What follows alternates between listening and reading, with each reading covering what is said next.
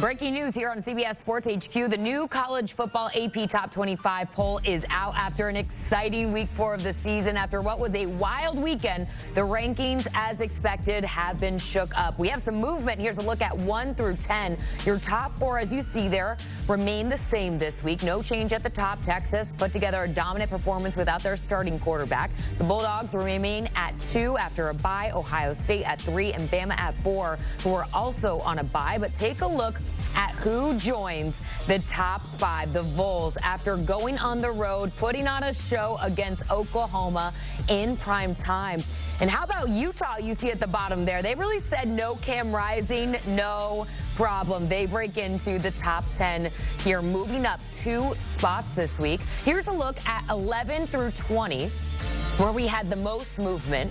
Most notable, Michigan keeps their college football playoff hopes alive with an impressive win over USC. They move up to 12. Sharon Moore and company stuck to one quarterback, one offense, and it worked. We'll talk about it a little bit later on in the show. USC falls a bit after their loss to Michigan. As expected, both Louisville and Clemson jump up 4 spots there, moving up in the top 20. And how about the Fighting Illini getting the respect they deserve now? 4-0 on the season, moving up to 19 in the latest poll. And a look at the rest of the teams to round out the new AP Top 25 poll.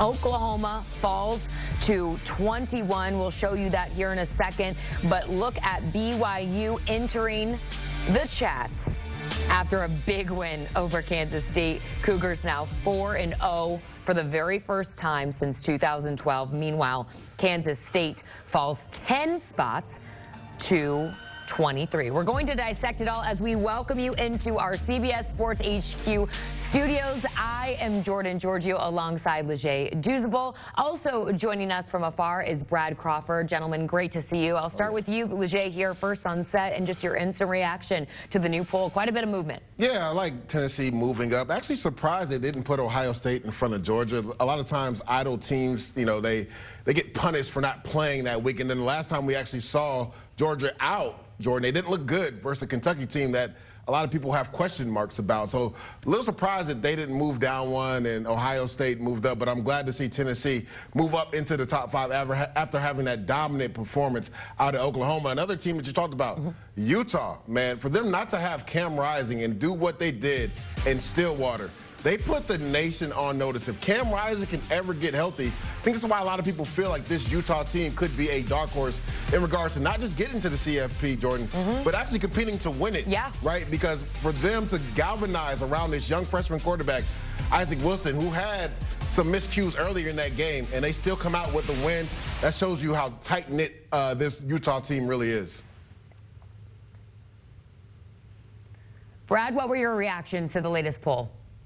Yeah, I think the most underrated storyline right now is the G5 playoff race. We see Boise State jump back in with the loss, had that L a couple weeks ago at Oregon. Right now, Boise State's in great position. NIU missed a grand opportunity yesterday playing as a top 25 team, lost at home to Buffalo. You had JMU drop 70 points in Chapel Hill. It, you know, made Mac Brown contemplate not even coaching again. It was so bad. So JMU's a G5 team right now, still unbeaten, has a shot. Memphis got beat yesterday. So, man, going into week 5, G5 playoff race is wide open.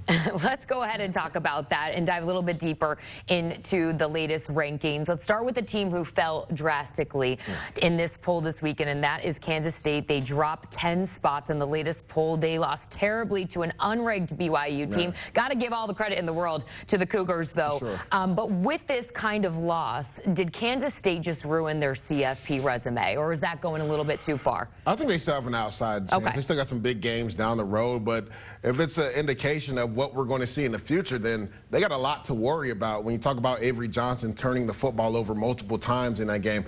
Little weird, Brad, right at the end of half, right? They get a fumble recovery for a touchdown, BYU. Then the next series, Avery Johnson throws a pick six. That literally shifted all the momentum to BYU. And then when you look at the game in totality, they got another score off a punt return. So 21 points. Didn't even come on offense for the Cougars. Their quarterback, Jake Retzlev, has played really well. He's been very efficient with the football, not turning it over, finding the playmakers on the outside. And this Cougar defense, I don't think they get enough credit. In all 4 games, Jordan, they have never given up over 15 points. Like, they have been dominant on that side of the ball. So people are talking about Kansas State, Oklahoma State, Utah in the Big 12. Do not sleep on this Cougar team because they will get after you defensively.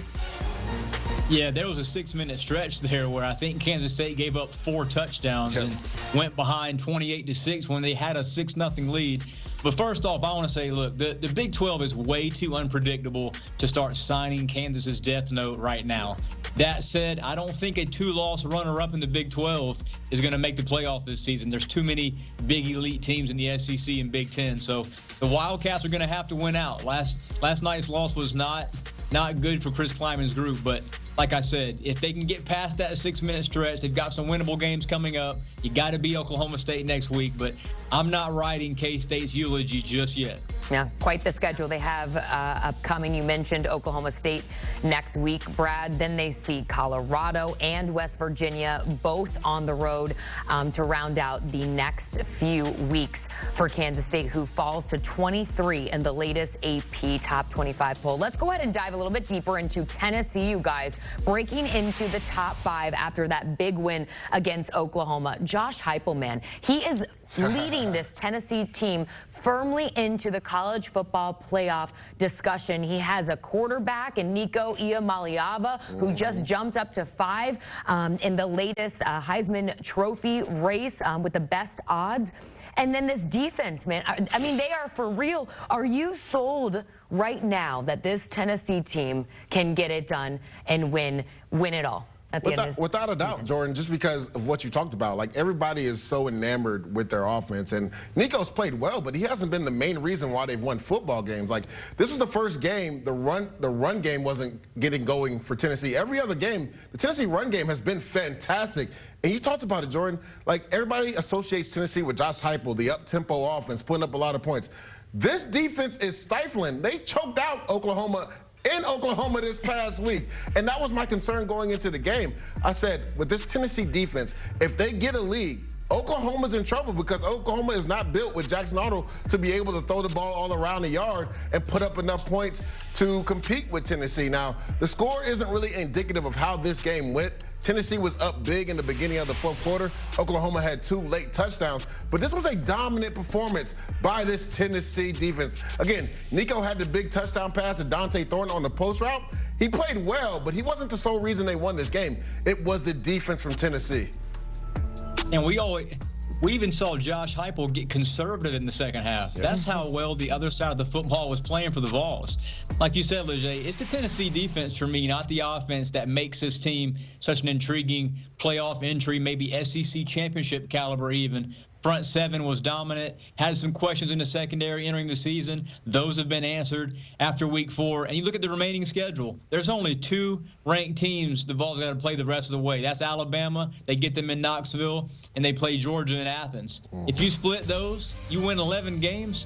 Tennessee's a lock, even without having to play in Atlanta. So I think last night's win for the Vols, especially Josh Heupel, Nico, and that offense, they are looking good for a playoff berth, even if they don't even win this SEC conference. Yeah, it seems like things are just clicking all around for this Tennessee team. They certainly do not have a quarterback situation right now, but on the other side, Oklahoma, their quarterback situation, you guys, will be something that all eyes will be on after Jackson Arnold. We saw he got benched late last night in the first half. They turned things over to freshman Michael Hawkins. This leaves Oklahoma in a really tough situation in their first year in the SEC. Yeah, definitely. If you have question marks at the quarterback position, it's hard to win games. We saw Michigan kind of go through that earlier this year, and then they turned to Alex Orji, turned back to who they are, right? They found their identity again, and they had a big win versus USC. So if you're Jackson Arnold, you'd hope that this doesn't affect you for the rest of the season. We'll see what the plan is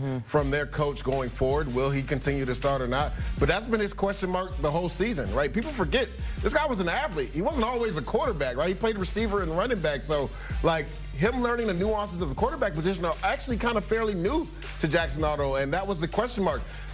Could he throw with enough anticipation, accuracy, efficiency to make this a viable offense? he's really struggled in that facet, and it showed its ugly head again last night versus Tennessee. Well, Brad, they need to figure it out quick, because up next, Auburn is on deck, then a bye week before, of course, the all-important Red River rivalry against #1 Texas on October the 12th at the Cotton Bowl in Dallas. You know, Brad, Arnold, though, was far from perfect. We saw the Sooners' offensive line struggled as well. Tennessee picked up 6 tackles for a loss, I'm seeing here in the stats. We also saw their star receiver, Nick Anderson, go out with an injury in the first half. So a lot of factors here, but just quickly, your take on the quarterback situation right now for Oklahoma. Yeah, I'm not ready to ditch Jackson Arnold just yet as QB2. Y'all have to remember as well, Michael Hawkins played a tired defense there in the fourth quarter. That's the first 2 touchdowns Tennessee's allowed on that side of the football the entire season. Jackson Arnold faced those guys juiced up in the first half in the third quarter there. Obviously, he's been inconsistent. Sooners 5-star quarterback has to play better. The rest of that schedule, I mean, Jackson Arnold or Hawkins could play well, and Oklahoma still might be a 7 or 8 win team, because they've got to play 3 or 4 top 15s, and that's tough business for Brent Venables. Most definitely. All right, you guys, thanks so much for being here for a reaction to the AP poll. We have a week 5 preview. I mean, the season is just rolling on, but first, you can catch more week 4 instant reaction to some of these wild games on the Cover 3 podcast. The guys also have some week 5 previews coming your way this week, including their best bets with their game picks. You know the drill. Scan that QR code on your screen, download and subscribe wherever you get your podcasts.